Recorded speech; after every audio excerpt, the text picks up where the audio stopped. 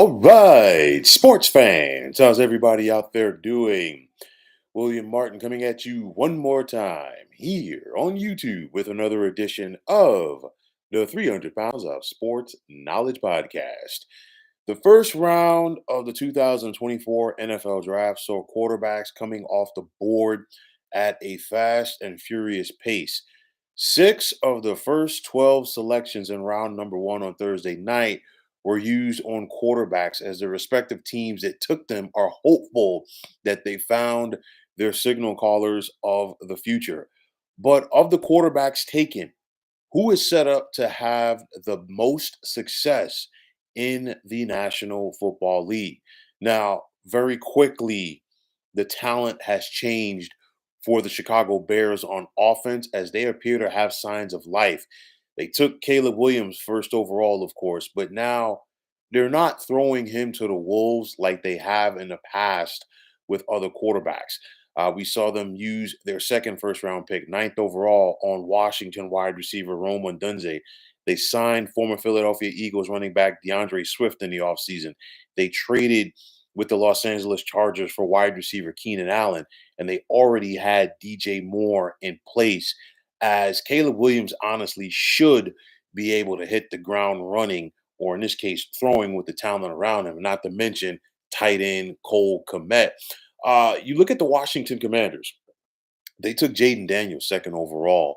And this is a franchise that's rebuilding, of course. And they are seeking not to start their quarterback off in a blind spot. Former Arizona Cardinals head coach Cliff Kingsbury will be Daniels' offensive coordinator in Washington with the Commanders. And for me, wide receiver Terry McLaurin has been somewhat underappreciated due to the fact that he's been playing on some bad teams in the nation's capital. But McLaurin and Daniels should be able to develop some chemistry. So far, in replacing Tom Brady at quarterback, New England Patriots have swung and missed, as you can make the choice as to whether or not Mac Jones was just that bad, or did the Patriots simply ruin him. But either way, New England must do better by Drake May. There were several teams who wanted to move up to take May third overall, but the Patriots stuck to their guns. But as May is not coming into the best situation, as the Patriots are in the infant stages of a rebuild, will they take their time with him and approach this thing with the kid gloves? We got to wait and see. Now, the Atlanta Falcons taking Michael Penix Jr. eighth overall was the shocker of round number one. But will the former Washington Husky have success in the NFL? Of course, you got the Kirk Cousins factor. We all know that Atlanta just signed Kirk Cousins in the off season, and now it looks like Michael Penix is going to sit for some time. But make no mistake about it, there is talent there on offense. But at the end of the day, how long is it going to be before the Falcons decide to turn over the keys to their franchise to Michael Penix Jr.? Now, the Minnesota Vikings wanted JJ McCarthy, and they got their man. McCarthy, unlike the other quarterbacks, was not asked to throw as much in college, but all this young man did at Michigan was to win. He only lost one game over the last 2 years. He's a leader, and I think those intangibles are going to carry over to the NFL. It also doesn't hurt that JJ McCarthy will be throwing indoors for the Vikings, and then he's going to be throwing to the likes of Justin Jefferson and Jordan Addison while learning from head coach Kevin O'Connell. Now, the Falcons' surprising selection of Michael Penix Jr., of course, changed the tenor of round number one, and Bo Nix was the final quarterback taken in the round, 12th overall, by the Denver Broncos. Now, we all know that Russell Wilson was not Sean Payton's cup of tea, and now the Super Bowl winning head coach will have the young quarterback that he wants to develop. Now, the Broncos are in the midst of a rebuild, but how long before they throw Nix to the Wolves? We've got to wait and see. But you look at this, and of course, you're going to ask yourself, which quarterback is in the best position to succeed? And for me, I'm going to go Caleb Williams, and I'm going to go JJ McCarthy right now. And again, for me, it comes down to the talent that is around Caleb Williams. It's one of those where the Chicago Bears are making it so difficult for Caleb Williams to fail. I mean, you think about, what he has at the wide receiver position, what he has at the tight end position with Cole Kmet, and then you have DeAndre Swift, and the Bears were right there last year, okay, with Justin Fields. Now they're hopeful that Caleb Williams can be the guy to get them over that hump and get them into the postseason. And for me, JJ McCarthy, I look at it like this. I mean, you're coming into a scenario where you have talent around you with the likes of Justin Jefferson. Just get him the football. But then on top of that, it's one of those. I know some people are going to say, well, JJ McCarthy was taken too high, possibly. But if you have a guy that you like and he's on your board, you know what? You got to go get him. And it's one of those situations where it's the intangibles for me with JJ McCarthy. All the kid does is win. He simply finds a way to win. And I think that's going to translate to the National Football League because at the end of the day, regardless of all of the stats that a quarterback can go out there and put up, it comes down to wins and losses. That's what they're judged by. What quarterbacks in this draft are more than likely going to be a bust? I'm not going to throw anybody into that category as of yet. We got to simply wait and see. I mean, everybody I think has a chance to succeed. Everybody does have a chance to fail. At the end of the day, I'm still going with Caleb Williams and JJ McCarthy as being in the best position to succeed at first. But you figure Bo Nix is going to get coached and coached well uh, by Sean Payton. Bo Nix has already been coached well at the quarterback position, first and foremost, in his own family by his father, Patrick, who once upon a time was the starting quarterback at Auburn. What is Washington going to do with Jaden Daniels? We got to wait and see.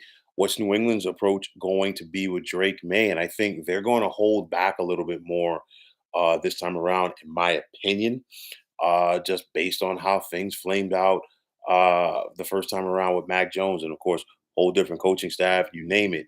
And then Michael Penix Jr. We've got to wait and see. But at the end of the day, all of these quarterbacks are going to be attached at the hip. You always are with the guys in your respective draft class. And to give you an idea of how coveted these first round quarterbacks were, we didn't see another quarterback go today until the fifth round. So that gives you an idea of the perceived talent gap between these guys, coming out of college this year. There were some people who felt that McCarthy and possibly Penix and possibly Bo Nix would not have gone in round number one.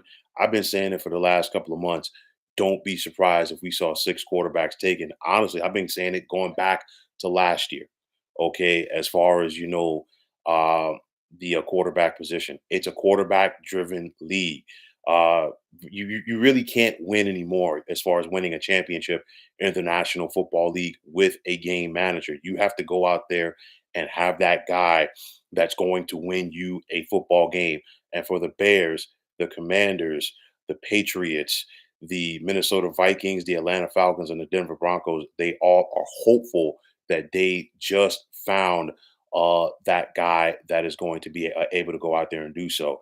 You think about the 1983 NFL draft, where we had six quarterbacks taken in round one that year. You think about it: John Elway, Dan Marino, Jim Kelly, okay, Tony Eason, Kenny O'Brien, and Todd Blackledge, and four of those guys, okay, that I just mentioned, at least got to a Super Bowl. Okay, of course, John Elway was the only one who won a championship, but Dan Marino got there, Tony Eason got there, and Jim Kelly got there as well. So it's one of those where those guys, and of course, that's for some people that class was the holy grail of a quarterback. So of course, these guys are always, again, like I said, going to be attached at the hip. But nonetheless, for these six young men, they have their opportunities in front of them. I'm sure all of them are eager to get started with their new teams, get eager to get into their playbooks, eager to get working with the coaching staff and get to know the personnel and the players. But nonetheless, for these six teams that I mentioned, they went to the draft with their sights on quarterbacks. They got their guys, and hopefully, for their respective sakes, they found the guy that is going to turn around the fortunes of their respective franchises. So, folks, that is going to wrap it up. And as always, I want to take this time out to thank all of you for tuning into the 300 Pounds of Sports Knowledge podcast here on YouTube. I want to take this time out to thank all of you fine folks out there for tuning in. And if you have not already, please feel free to subscribe to this channel.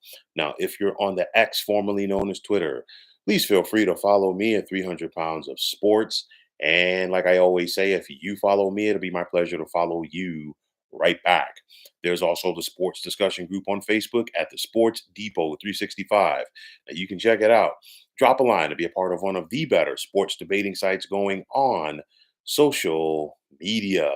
So, once again, fine folks, my name is William Martin, and I am signing off. And I'm saying take care and have yourselves a wonderful day.